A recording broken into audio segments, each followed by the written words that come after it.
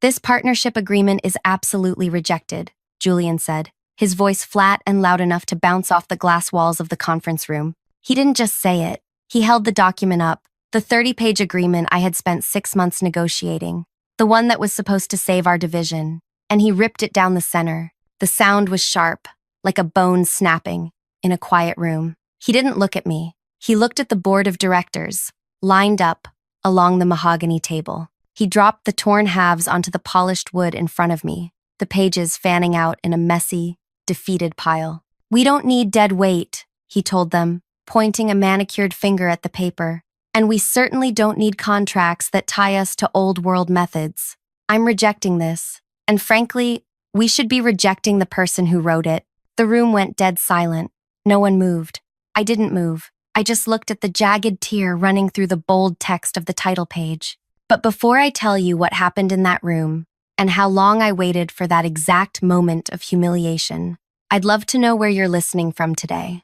Drop your city or state in the comments. It's always amazing to see how far these stories travel. My name is Jonah. I am 42 years old, and I have a habit of lining up my pens on my desk until they are perfectly parallel, with exactly 1 inch of space between them.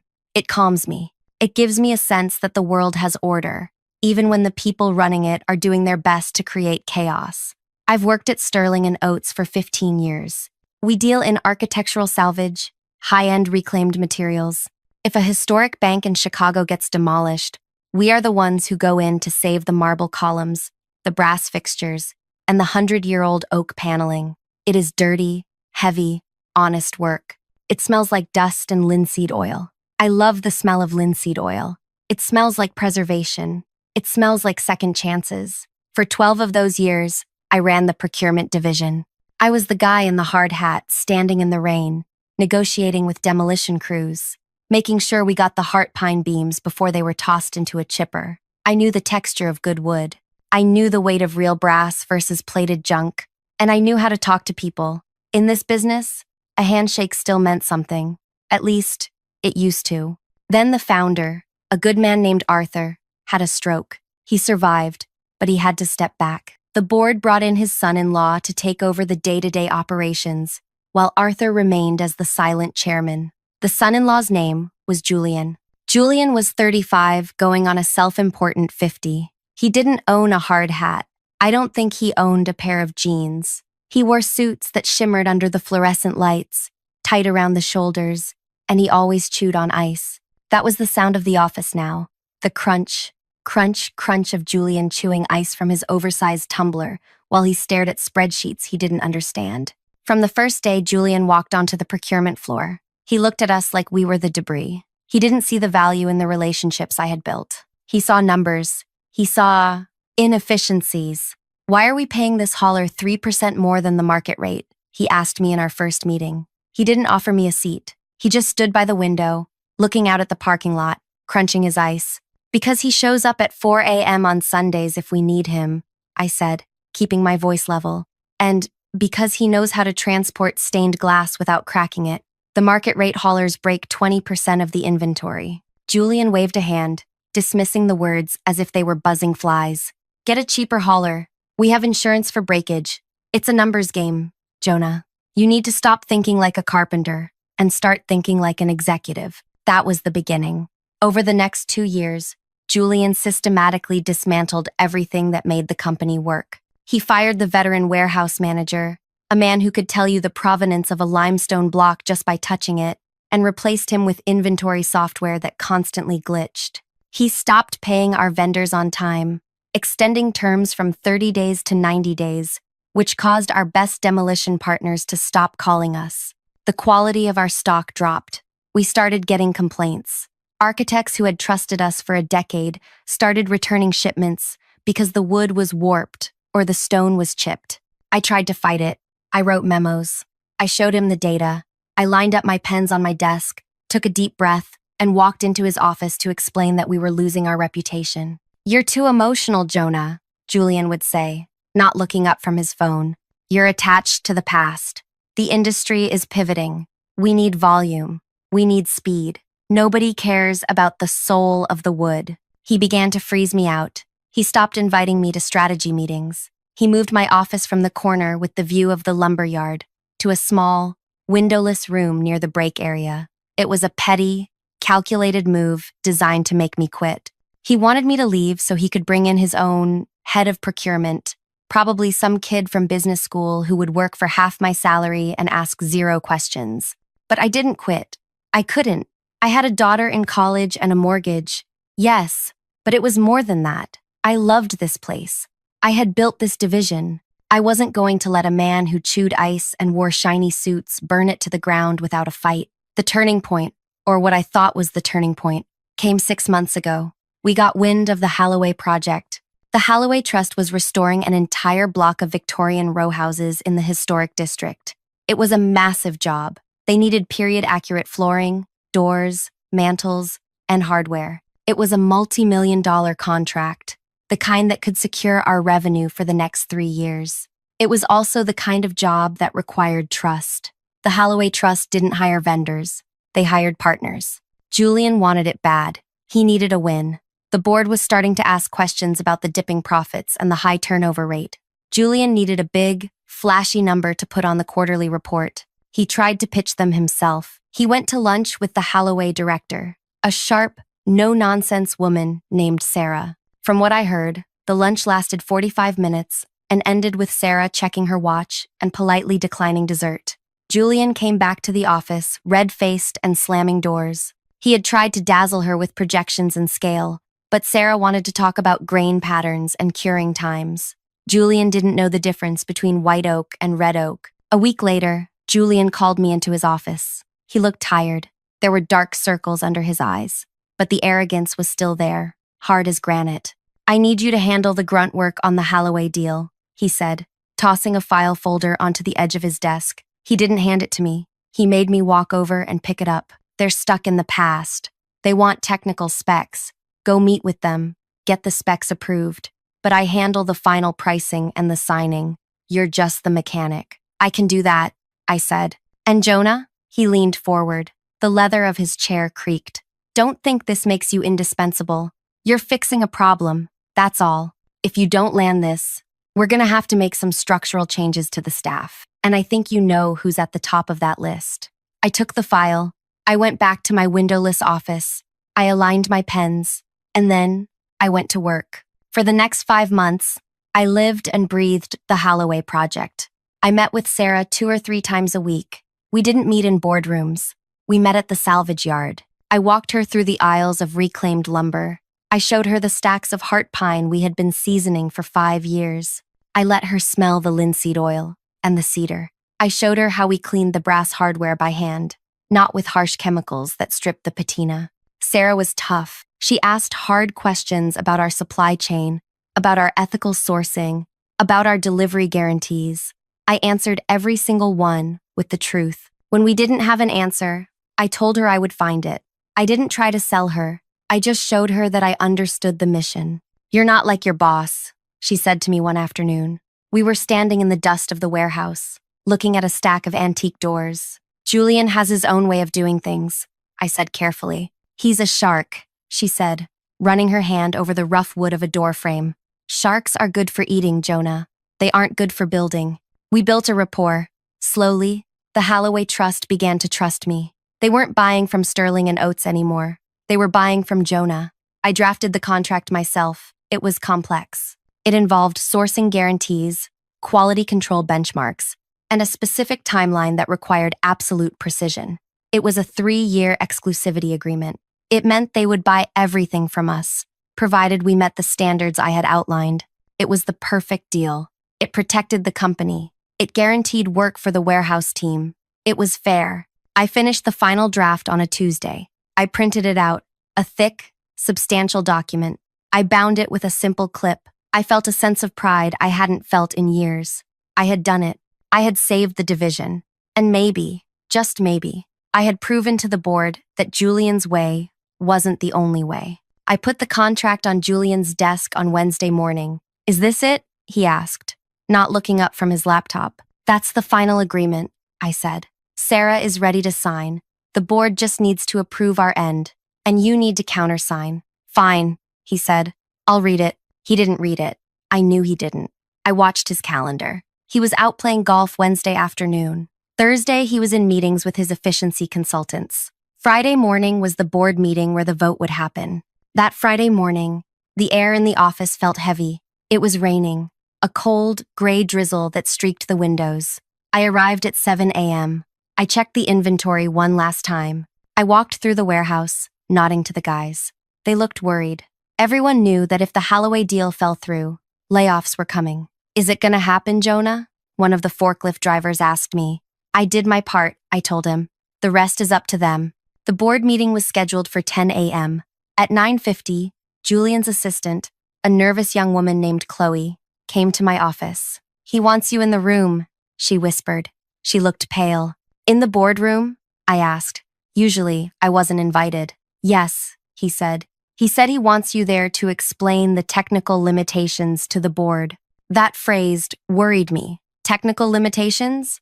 There weren't any. I had solved them all. I grabbed my notebook. I made sure my pen was in my pocket. I walked down the long hallway to the executive wing. The carpet changed from gray industrial loops to plush navy blue. The air smelled different here, like cleaning products and stale coffee. No sawdust. I walked into the boardroom. The table was huge, an oval of dark cherry wood. Arthur, the chairman, was there. He sat at the head of the table. He looked frail, slumped slightly in his wheelchair, a blanket over his legs. He had suffered a second minor stroke a few months back and rarely spoke now. His eyes were open, but they looked watery and distant. It broke my heart to see him like that. He had built this company with his bare hands, and now he was just a figurehead, watching his son-in-law dismantle it. The other 6 board members were there, looking at their tablets, and Julian stood at the front of the room, near a projection screen. "Ah, Jonah," Julian said. He smiled. It wasn't a nice smile. It was the smile a predator gives before it bites. "Come in. Stand over there." He pointed to a spot against the wall, away from the table. Like I was a servant, I walked over and stood with my hands clasped behind my back. I felt the stone in my pocket, a small, polished piece of river rock I kept for stress. I rubbed my thumb over the smooth surface. "I've been reviewing the proposal Jonah put together for the Holloway Trust," Julian announced to the room. He picked up the document from the table. It was my draft. "And?" asked one of the board members. "A man named Sterling, no relation to the founder, just a coincidence. It's a major contract, Julian. We need this revenue." "We need revenue," Julian agreed. "But we don't need shackles." He turned to look at me, his eyes dead cold. "Jonah here has spent 6 months negotiating a deal that gives away the farm. I read the fine print last night. He was lying. He hadn't read it. Or if he had, he didn't understand it. He has agreed to quality standards that are impossible to meet without doubling our labor costs," Julian said, his voice rising. "He has agreed to penalties for late delivery that would bankrupt us. He has prioritized craftsmanship over profitability." I stepped forward. "Sir, that's not accurate. The pricing structure accounts for the extra labor. The margin is actually 3% higher than our standard because Holloway is paying a premium for the guarantee. It's all in Section 4. Julian's face tightened. He hated being corrected. "I know what's in Section 4, Jonah. I'm the one who has to sign the checks. You're just the one playing with wood blocks." He turned back to the board. "This contract creates a partnership where we are the servants. It locks up our inventory for 3 years for one client. It prevents us from pivoting to the new, lower-cost import materials I've been sourcing from overseas. It is a strategic dead end." He paused for effect. He looked at Arthur, the chairman, who was staring blankly at the table. Then, he looked at the rest of the board. "This leadership team is about the future," Julian said. "And this," he held up the document. "This is the past. That was when he did it. This partnership agreement is absolutely rejected," he said. He grabbed the thick stack of paper with both hands. It was heavy stock, hard to tear, but he put his back into it. He ripped it. Rip. The sound was violent. He tore through the signature line, through the terms, through the 6 months of my life I had poured into those pages. He threw the pieces on the table. They slid across the polished surface, one half stopping just inches from Arthur's hand. "I will not sign this," Julian declared. "I am going to call the Holloway Trust this afternoon and tell them that if they want to do business with Sterling and Oates, they do it on my terms, or they can go find some salvage yard in the dump." He turned to me. "And Jonah, Since you seem to be unable to understand the direction of this company, I think it's time we part ways. Pack your desk. You're done. The silence that followed was absolute. My heart hammered against my ribs. I felt the heat rising in my neck. I looked at the torn paper. I looked at Julian's smug, triumphant face. He had planned this. He wanted a public execution. He wanted to show the board that he was the alpha, that he could make the tough calls to cut the dead weight. I took a breath. I rubbed the stone in my pocket one last time. I didn't yell. I didn't beg. I didn't cry. You're making a mistake, Julian, I said quietly. The only mistake was keeping you on this long, he sneered. Security will escort you out. I nodded slowly. I turned to leave. I reached for the door handle. Wait, the voice was raspy, weak, but it cut through the room like a saw blade. It wasn't Julian. Everyone turned.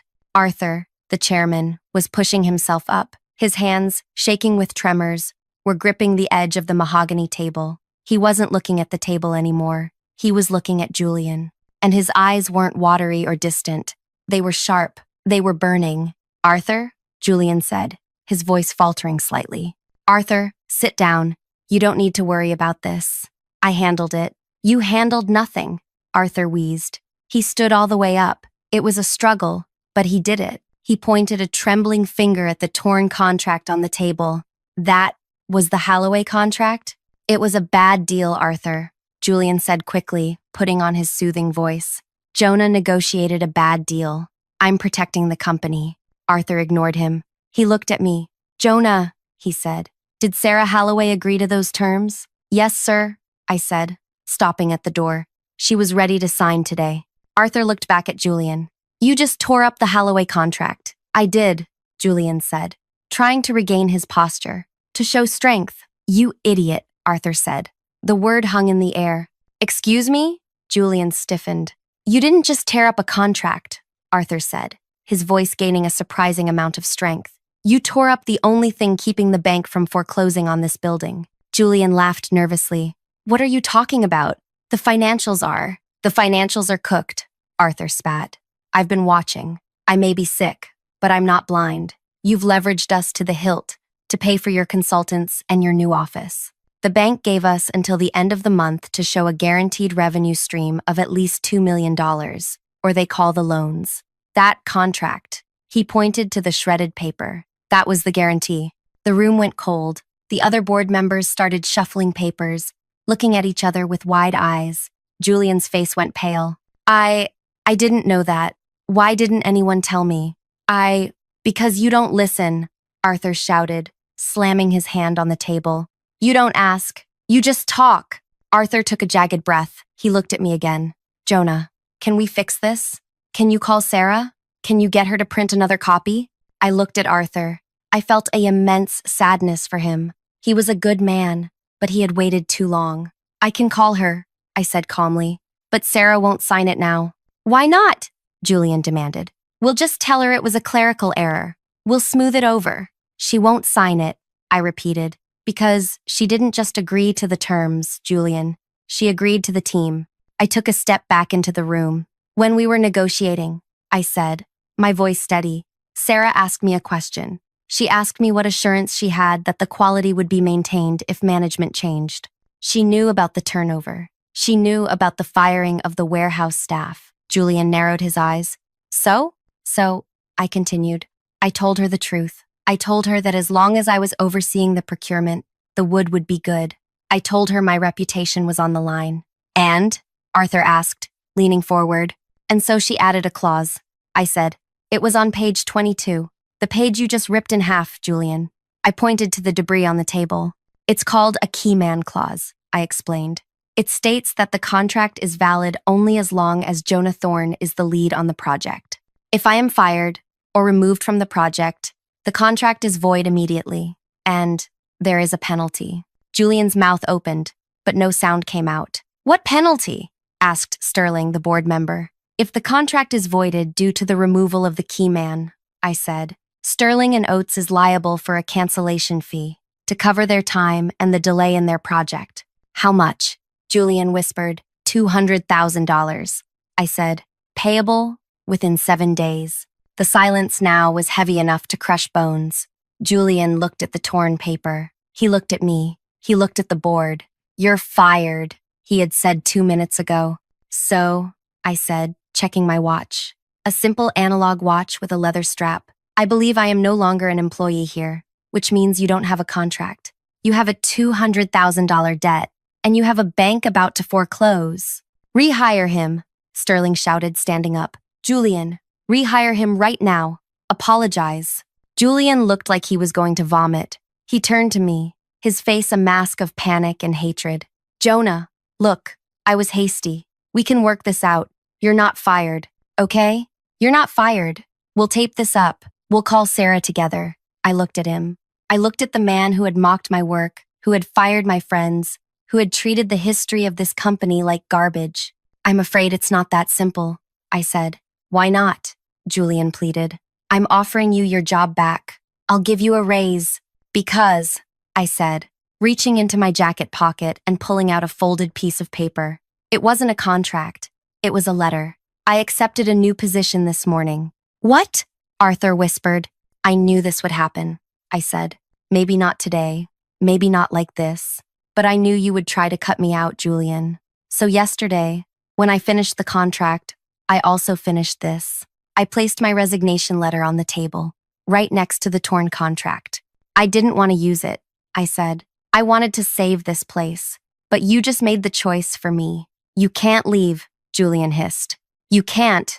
If you leave, we lose everything." "You already lost it," I said. I turned and walked out of the boardroom. I walked down the plush hallway, back to the industrial carpet, back to my windowless office. I could hear shouting behind me. I could hear Julian's voice rising in panic, and Arthur's voice shouting him down. I went to my desk. I picked up my box of pens. I picked up my stone. I put them in my bag. I walked out to the parking lot. The rain felt good. It felt clean. But the story doesn't end there. You see, Julian thought he could fix this. He thought he could bully Sarah Holloway. He thought he could threaten me. He didn't realize that in the world of architectural salvage, you don't just tear things down. You have to know what's underneath. And what was underneath was about to rot the entire foundation of his life. I sat in my truck in the parking lot for 20 minutes. The rain was coming down harder now, drumming a frantic rhythm on the roof of my cab. It was an old Ford F-150, the kind with cloth seats that smell permanently of stale coffee and sawdust.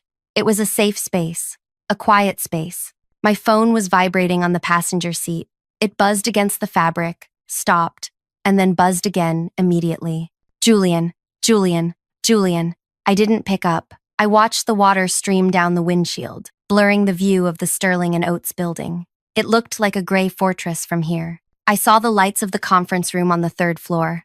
I could imagine the chaos inside. Julian screaming at his assistant. Sterling, the board member, pacing.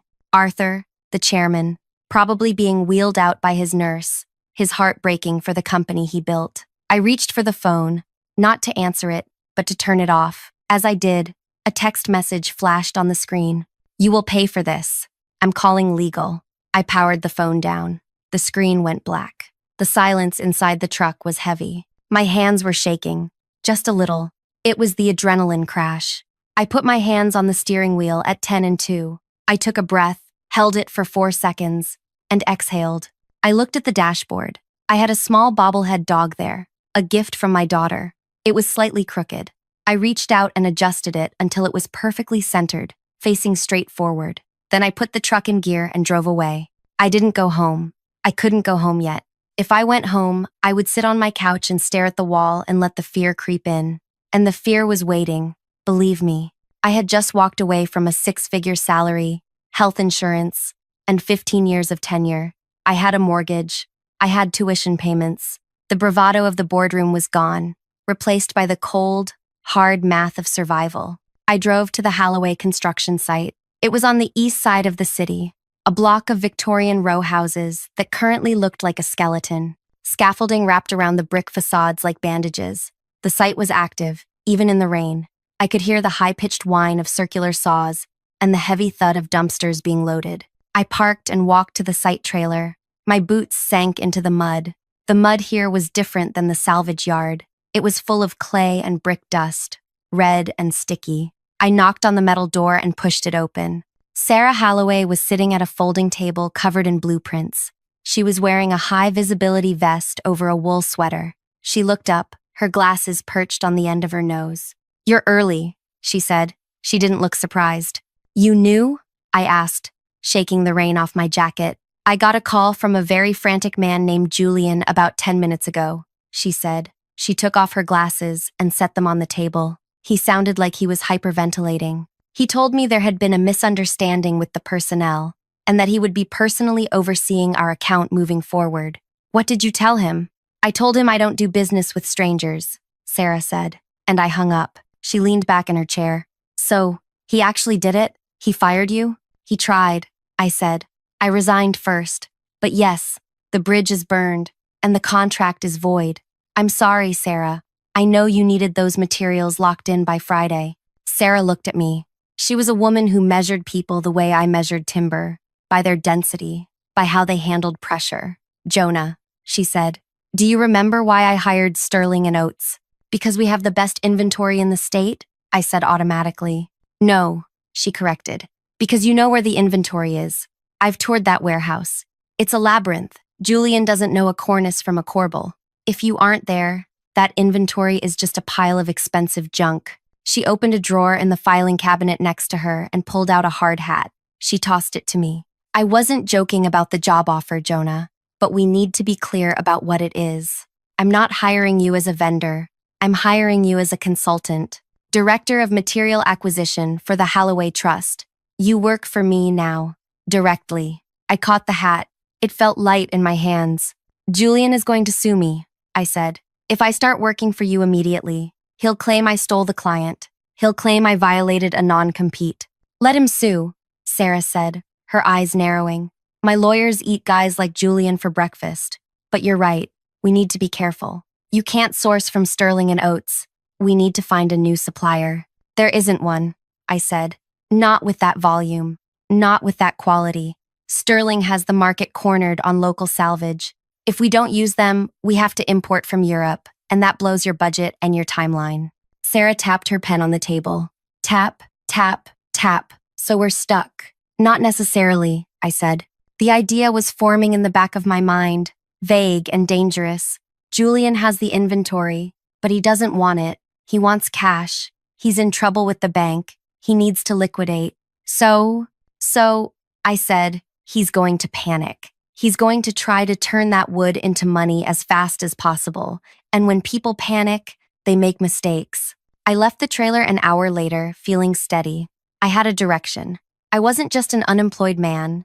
I was a man with a mission. But I underestimated how quickly Julian would move. When I got home that evening, there was a black sedan parked in my driveway. A man in a cheap suit was leaning against the hood, smoking a cigarette. He dropped it and crushed it under his heel when I pulled in. "Jonah Thorne?" he asked. "Who are you?"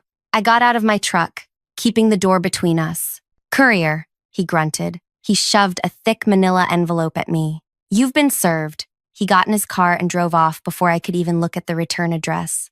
But I didn't need to look. I knew where it came from. I went inside my house. It was a small craftsman bungalow I had restored myself. The floors were quarter-sawn oak, salvaged from a schoolhouse in 1920. I took off my boots and lined them up on the mat, left boot, right boot, perfectly parallel. I went to the kitchen table, moved the fruit bowl to the exact center, and opened the envelope. It wasn't just a lawsuit. It was a declaration of war. Plaintiff, Sterling and Oates Holdings, LLC. Defendant, Jonah Thorne. Counts, breach of fiduciary duty, tortious interference with business relations, theft of trade secrets, gross negligence. He was suing me for $5 million. I laughed. It was a dry, hollow sound. $5 million. I didn't have $5,000 in liquid cash. But reading further, I saw the real dagger. He had filed an emergency injunction. It froze my ability to contact any of Sterling and Oates' current or former clients. It specifically named the Holloway Trust. If I talked to Sarah, I was in contempt of court. If I worked for her, I was in contempt. Julian wasn't just firing me. He was blockading me. He knew he couldn't beat me on quality, so he was using the law to starve me out. He wanted me to come crawling back, or he wanted me destroyed. I poured myself a glass of water. I watched the bubbles rise to the surface. My phone rang. I had turned it back on. It was a number I didn't recognize. Hello? Jonah. The voice was a whisper. Rough, gravelly. Arthur? I asked. Don't say my name, the chairman whispered. He's listening. He monitors the company lines. I'm on a burner. Arthur, he sued me. I said. He served me papers tonight. I know, Arthur said. He was bragging about it. He's terrified, Jonah. He's terrified because the bank called. They gave him 10 days. 10 days to raise $2 million cash, or they take the keys. 10 days? I looked at the kitchen calendar. That's impossible. He can't generate that much revenue in 10 days. He's not trying to generate revenue, Arthur said. He's liquidating. He's announced a grand warehouse auction for next Saturday. He's hired an auctioneer. He's listing everything. The heart pine, the marble, the architectural antiques, everything we've saved for 20 years. My stomach turned. He can't auction that stuff. It needs to be brokered. It needs to be sold to the right buyers. If he auctions it, he'll get pennies on the dollar. He doesn't care, Arthur wheezed. He just needs the cash fast. He's going to sell 100 years of history for firewood prices just to cover his own mismanagement. I closed my eyes. I could see the warehouse in my mind, the smell of the cedar, the stacks of antique doors, each one unique. Julian was going to let people come in and pick it over like vultures. Jonah, Arthur said. You have to stop him. I can't, I said. I have an injunction. I can't step foot on the property. I can't talk to clients. If I show up, he'll have me arrested. You don't have to show up as an employee, Arthur said. It's a public auction, Jonah. Anyone can attend, even you. I don't have the money to buy anything, Arthur. I can't save the inventory. You don't need money, Arthur said. His voice dropped lower, becoming intense. You need the truth. Listen to me carefully. In my office, the old office, behind the portrait of the original foundry, there is a safe. I know the safe, I said. Julian had it drilled open the first week he arrived. It's empty. The main compartment is empty, Arthur said. But there is a false bottom. Julian never looks deeper than the surface. You know that. I gripped the phone tighter. What's in the false bottom? The blue ledger, Arthur said. I froze. The blue ledger was a myth. The guys in the warehouse used to joke about it. It was rumored to be Arthur's personal catalog of every single item that had ever entered the warehouse. Its true provenance, its appraisal value, and, most importantly, where it came from. It exists? I asked. It exists, Arthur said. And it proves that the inventory Julian is selling as generic salvage is actually protected heritage material. Some of those items, Jonah, some of those items have liens on them. We hold them in trust for historical societies. We don't own them outright. We just store them. If he sells items we don't own, it's fraud, Arthur said. Federal fraud. But no one knows those items are restricted except me, and I can't get there. The digital records were wiped when Julian switched systems. The blue ledger is the only proof. If I can get that ledger, I said, I can prove the auction is illegal. Yes, Arthur said, but you have to get it before the auction starts, or during it. Once those items are sold, the evidence is gone. He'll have security everywhere, I said. He'll be watching for me. Then don't be seen, Arthur said. You know that building better than the architect who designed it. You spent 12 years walking the catwalks. Arthur, I said, this is burglary. It's recovery, Arthur corrected. Save my company, Jonah. Please. The line went dead. I put the phone down on the table. I lined it up with the envelope, parallel. I stood there for a long time. The rain was still hammering against the roof. I thought about the injunction. I thought about the $5 million lawsuit. I thought about Julian's smile when he tore up my contract. He thought he had stripped me of everything. He thought that by taking away my title, my office, and my salary, he had made me powerless. But he had forgotten one thing. I wasn't a suit. I was a worker. I knew how things were built, and I knew how to take them apart. The next morning, I didn't call a lawyer. I called Ben. Ben was the forklift driver Julian hadn't fired yet, mostly because Ben was the only one who knew how to operate the antique diesel lift that could handle the heaviest beams. Ben was loyal. Ben had a mortgage too, so he kept his head down, but he hated Julian with a quiet, burning intensity. We met at a diner 3 towns over, away from prying eyes. Ben looked tired. He had sawdust in his eyebrows. It's a madhouse, Jonah, Ben said, dunking his toast in his coffee. He's got a crew of temps coming in tomorrow to tag everything. They're slapping stickers on 18th century mantles like they're selling used lawnmowers. He's pricing the heart pine at $2 a foot. $2. That wood is worth 12, I said quietly. I know, Ben said. It makes me sick. He's got the auction set for Saturday at noon. He's invited every liquidator and scavenger in the tri-state area. Security? I asked. Heavy, Ben said. He hired private security. 2 guys at the gate, 2 roaming the floor, and he told them specifically to look out for you. He put your picture up in the guard shack, Jonah. Do not admit. I need to get into Arthur's office, I said. Ben shook his head. Impossible. Arthur's office is locked. Julian has the only key, and the hallway has a camera now. There's no camera in the ventilation shaft above the molding room, I said. Ben paused. He looked at me, toast halfway to his mouth. You're crazy. That shaft hasn't been opened since the 90s. I cleaned it out myself in 2010, I said. It runs right over the executive wing. It vents out on the roof near the cooling tower. You want to crawl through the vents? Ben whispered. You're 6'2", Jonah. I fit, I said, but I need you to unlock the roof access hatch. It's rusted shut. You need to go up there and grease it.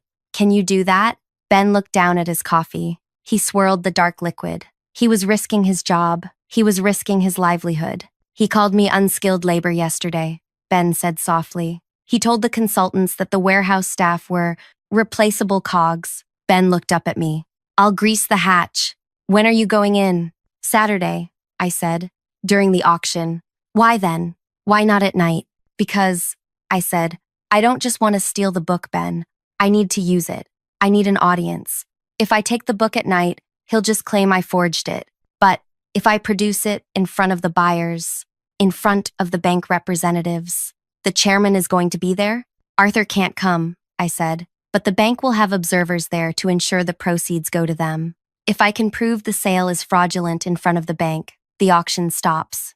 The inventory is frozen, and Julian is finished. And if you get caught, then I go to jail, I said, and Julian wins. The week passed in a blur of anxiety. I spent my days at the library, researching the legal codes for conversion of entrusted property. I spent my nights staring at the ceiling, playing the layout of the ventilation system in my mind. Turn left at the intake, straight for 20 feet, drop down into the mechanical closet next to Arthur's office. I practiced holding my breath. I practiced moving silently. I felt like a criminal. Maybe I was. But every time I felt a pang of doubt, I remembered the sound of that contract tearing. I remembered the disrespect. Not just to me, but to the work, to the history. Saturday morning arrived cold and bright. The rain had stopped, leaving the world scoured and clean.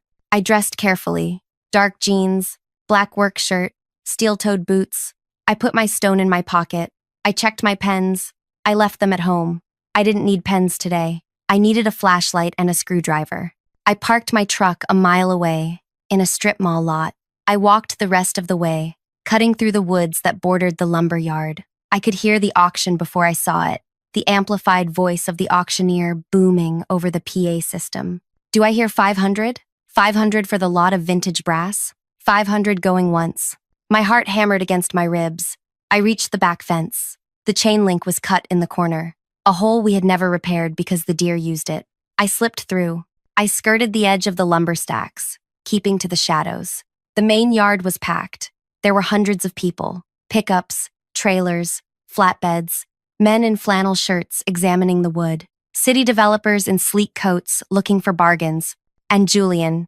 I saw him standing on a raised platform near the loading dock. He was wearing a new suit, a light gray one. He was holding a microphone, beaming. He looked like a king, surveying his kingdom. He was crunching ice from a cup. I could see the motion of his jaw from 50 yards away. He had no idea that the ground beneath him was about to open up. I circled around to the back of the main building, the fire escape. It was rusted, but solid. I climbed up, rung by rung, the cold metal biting into my palms. I reached the roof. It was flat, covered in gravel. I crouched low, moving toward the cooling tower. There was the hatch. I reached for the handle. If Ben had chickened out, if it was still rusted shut, this was over. I gripped the iron wheel. I turned. It moved, smooth as silk. It had been greased with heavy industrial lubricant. Thank you, Ben. I opened the hatch and stared down into the darkness. The smell of dust and old air hit me. It was the smell of the building's lungs. I lowered myself in. I crawled. It was tight. The metal screws of the ductwork snagged my clothes. It was hot. I could hear the auctioneer's voice vibrating through the metal walls. A muffled drone. Sold. To the gentleman in the red hat. Next item. I counted the turns. Left, straight, right. I reached the grate that looked down into Arthur's office. I peered through the slats. The office was dark, empty. The heavy velvet curtains were drawn. I used my screwdriver to undo the corners of the grate. 1, 2, 3, 4. I lowered the grate down onto the carpet. Then I dropped. I landed silently. I was in. I stood up and scanned the room. It was exactly as Arthur had left it, except for the dust, the massive desk, the oil paintings. And there, behind the portrait of the original foundry, the wall, safe. I walked over. I moved the painting. The safe door was ajar, the lock drilled out, just as Arthur said. I opened it. The main compartment was empty. I ran my hand along the bottom metal plate. It felt solid. I pressed in the corners. Nothing. Panic. Had Arthur imagined it? Was his memory failing? Julian never looks deeper than the surface, he had said. I looked closer. There was a tiny lip of metal near the hinge. Not a button, a slide. I pushed the slide to the left. Click. The bottom plate popped up. My heart stopped. Lying in the recess, wrapped in oilcloth, was a book. It was thick, bound in blue leather, the spine cracked with age. The blue ledger. I pulled it out. It was heavy. I opened it. Page 1. 1,890. White oak beams. Sourced from St. Jude's Cathedral. Provenance. Verified. Restriction. Historical Trust Lien. Page 2. 1,910. Marble facade. Sourced from First National Bank. Restriction. City Heritage Loan. It was all there. Every item. Every restriction. And Julian was selling it all right now. I closed the book. I had the weapon. Now I just had to walk into the lion's den and fire it. I went to the office door. I cracked it open. The hallway was empty. The auction was happening in the main warehouse floor, down the hall and through the double doors. I took a deep breath. I smoothed my shirt. I gripped the ledger in my right hand. I walked down the hall. I could hear Julian's voice now. He had taken the microphone from the auctioneer. Ladies and gentlemen, Julian was booming. We have a special treat coming up next. Lot 400, the collection of stained glass from the old library. We're starting the bidding at a very aggressive price. I pushed open the double doors to the warehouse floor. The light was blinding for a second. The noise was deafening. I walked out onto the mezzanine, the metal walkway that overlooked the entire warehouse floor. I was 20 feet above them. "Excuse me," I shouted. My voice wasn't amplified, but it was loud. I had spent 12 years shouting over saw blades. It carried. Heads turned. 500 people looked up. Julian looked up. He squinted against the lights. When he saw me, his smile vanished. He dropped his cup of ice. "Security!" Julian screamed into the microphone. "Security! Get him! That man is trespassing!" 2 large men in uniforms started running toward the stairs. I held the blue ledger high in the air. "This auction is fraud," I yelled. The crowd murmured. The auctioneer froze. "Don't listen to him," Julian yelled, his voice cracking. "He's a disgruntled ex-employee. Arrest him. This is the master inventory ledger," I shouted, my voice echoing off the steel beams. "The items in Lot 400 do not belong to Sterling and Oates. They are property of the City Heritage Trust. If you buy them, you are buying stolen goods." The room went silent. The buyers looked at each other. The bank representatives, 3 men in dark suits standing near the front, stiffened. "He's lying!" Julian shrieked. "Get him off the walkway!" The security guards were pounding up the metal stairs. I could feel the vibration of their boots. I had maybe 10 seconds before they reached me. I looked down at the bank representatives. I made eye contact with the lead banker. "Check the provenance," I yelled. "Ask him for the provenance papers. He doesn't have them." I threw the book. It wasn't a reckless throw. It was calculated. I tossed the heavy blue leather book over the railing. It spun through the air, heavy with truth. It landed with a massive thud right at the feet of the lead banker. The banker looked at the book. He looked at Julian. He looked at me. Then, he bent down and picked it up. The security guards reached me. They grabbed my arms, pinning them behind my back. They slammed me against the railing. "You're done, Jonah," Julian shouted from the stage, his face purple. "Take him out. Call the police." But the banker wasn't looking at me. He was opening the book. He flipped a page. He looked at the stained glass stacked on the pallets. He looked at the book again. He closed the book. He looked up at the auctioneer. "Stop the sale," the banker said. His voice was calm, but he had a microphone on his lapel. It boomed through the speakers. "What?" Julian stammered.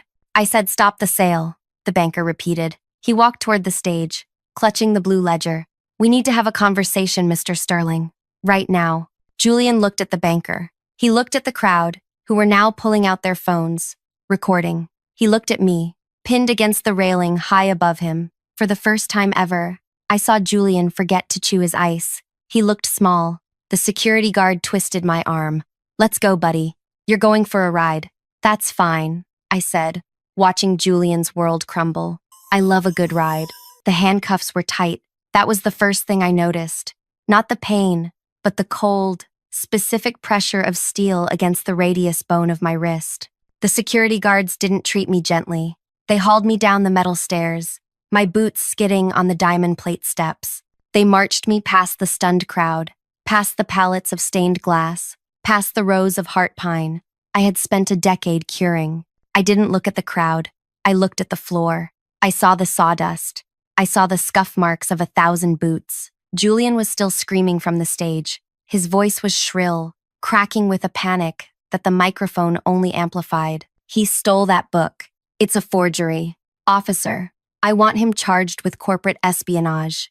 I want him charged with assault." The police had arrived. 2 officers in rain-slicked uniforms were waiting at the bottom of the stairs. They took custody of me from the private security. One of them, a younger cop with a tired face, pushed my head down as he guided me into the back of the patrol car parked right near the loading dock. The door slammed. The sound was final. Thunk. I was alone in the back seat. The divider was hard plastic, scratched and cloudy. Through the window, I watched the scene unfold like a silent movie. I saw the banker, the man in the dark suit, standing in the center of the warehouse floor. He wasn't looking at me. He was reading the blue ledger. He was turning pages slowly, methodically. 2 other suits were looking over his shoulder. I saw Julian running toward them. He was waving his hands. He grabbed the banker's arm. That was a mistake. The banker didn't flinch. He just looked at Julian's hand on his sleeve, then looked at Julian. He said something short. Julian recoiled as if he'd been slapped. The banker pulled a phone from his pocket and made a call. He didn't walk away to do it. He stood right there, staring at the inventory, making the call that would end everything. Then the patrol car engine started. The vibration came up through the seat. We drove away. I spent the next 6 hours in a holding cell at the county precinct. It was a small room, painted a color that was supposed to be calming, but looked like old mustard. There was a metal bench bolted to the floor. I sat on it. I didn't panic. Strange as it sounds, I felt a deep, resonant peace. I had done the thing. I had thrown the truth into the machinery. Whatever happened to me now, jail, fines, a criminal record, it was worth it to stop the erasure of that history. I focused on the wall opposite me. The cinder blocks were painted over, but I could see the lines of mortar underneath. I counted them. 12 rows, 8 blocks per row, 96 blocks. Order, structure. At 7 p.m., the heavy door buzzed and clicked open. "Thorne," the desk sergeant called out. "You're free to go." I stood up, my knees stiff. "Free?" "Charges were dropped," he said, not looking up from his paperwork. "The complainant withdrew his standing, and your bail was posted." "By who?" "By me." I looked past the sergeant. Standing in the fluorescent glare of the hallway was Sarah Holloway. She was still wearing her high-visibility vest, but she looked immaculate, like she owned the police station. We walked out into the night. The rain had started again, a soft, cleansing drizzle. "You're an idiot, Jonah," Sarah said as we walked to her car, a sturdy Land Rover parked at the curb. "I know," I said. "Don't thank me yet," she said. "My lawyer is currently in a shouting match with the district attorney to make sure the trespassing charge stays buried. But we have leverage." "What leverage?" We got into the car. Sarah turned on the heater. It blasted warm air against my cold hands. "The bank," she said. "The man you threw the book at? That was David Vance. He's the vice president of commercial risk for First City Bank. He called me an hour ago." "Why did he call you?" "Because your name is all over the blue ledger," she said. Arthur kept meticulous notes. Inspected by Jonah Thorne. Verified by Jonah Thorne. Vance realized that you were the only person who actually knew what the hell any of that stuff was. He realized that if he prosecuted you, he'd be throwing away the only asset guide he has. She put the car in gear. "Sterling and Oates is in receivership, Jonah. As of 4 p.m. today, the bank seized the building. They seized the inventory. They seized the accounts." "And Julian?" I asked. Sarah didn't answer immediately. She merged onto the highway, the wipers rhythmic and steady. "Julian is having a very bad day," she said finally. When Vance cross-referenced the ledger with the auction list, he found 42 counts of wire fraud. Selling restricted assets across state lines is a federal offense. "The FBI arrived at the warehouse while you were being booked." I looked out the window at the passing streetlights. I felt a weight lift off my chest, a weight I hadn't realized I'd been carrying for years. "What about Arthur?" I asked. "Arthur is fine," she said. "He's at home. He's the one who told the bank where to look for the digital backups Julian thought he deleted. Arthur's mind is sharper than anyone gave him credit for." She glanced at me. "So, you're unemployed. You have a pending lawsuit that is likely moot, but still annoying. And you have a reputation as a whistleblower who throws heavy objects at bankers." "That sounds about right," I said. "Good," Sarah said. "Then you can start Monday." "Start what?" "The Holloway project," she said. "I still need floors, Jonah.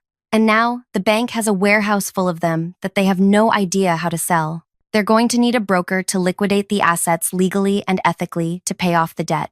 I suggested you." I looked at her. "You want me to buy the inventory from the company that fired me?"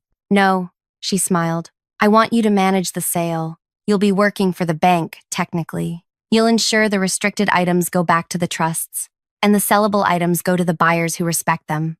Like me." I sat back in the seat. I watched the rain streak the glass. It took 3 months to untangle the mess.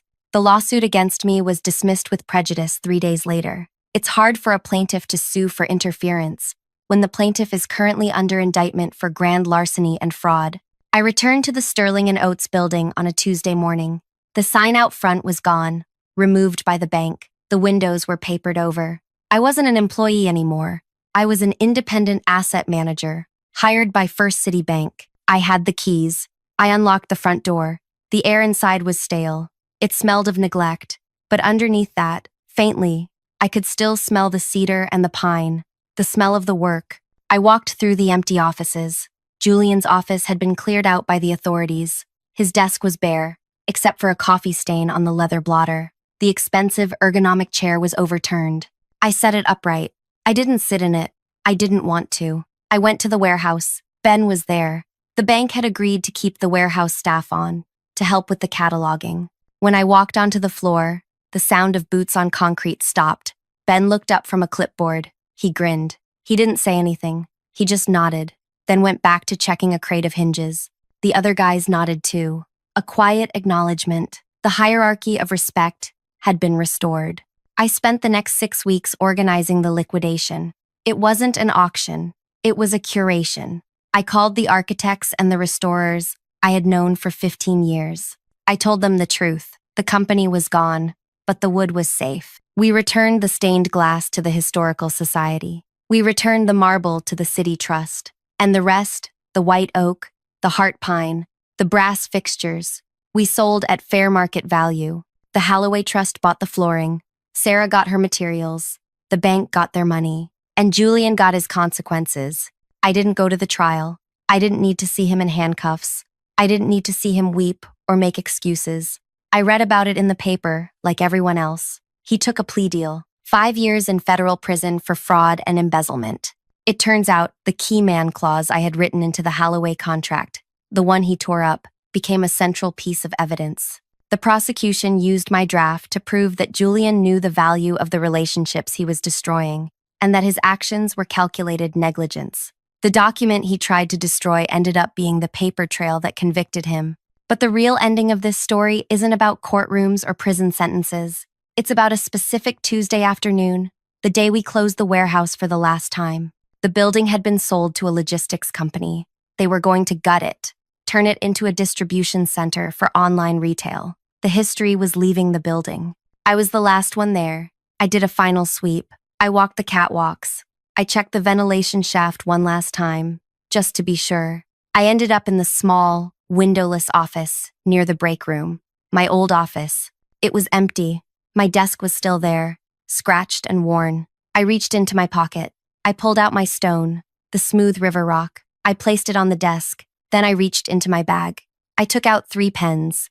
I laid them on the desk. I nudged them with my finger. Tap, tap, tap. They were perfectly parallel, 1 inch apart.